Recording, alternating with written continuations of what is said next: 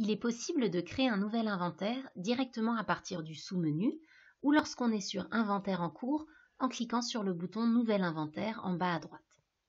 Par défaut, un inventaire porte le nom Inventaire suivi de la date du jour, mais il est fortement recommandé de le modifier pour qu'il corresponde à la réalité. Il y a plusieurs approches possibles pour créer un inventaire. D'abord, il est possible de filtrer l'inventaire par catégorie, par fournisseur et par marque. L'ensemble de ces trois critères est additionnel. On peut très bien choisir un certain fournisseur et en même temps une certaine marque.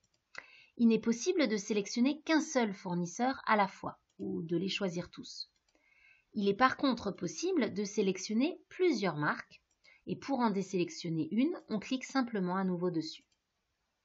Notez que pour les catégories, si on coche une catégorie parente, toutes les sous-catégories sont cochées à la fois.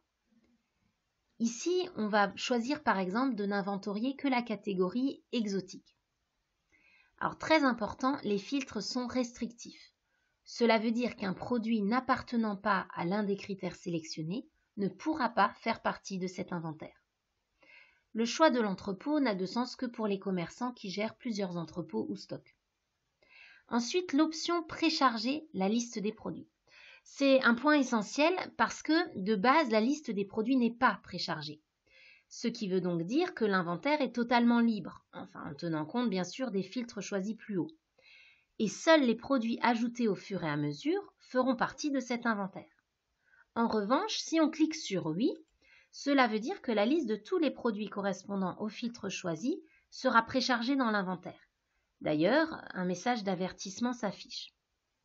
Alors, un point essentiel à noter, les filtres et le préchargement ne sont pertinents que si le catalogue est optimisé, à savoir produits rangés dans les bonnes catégories, associés au bon fournisseur et à la bonne marque.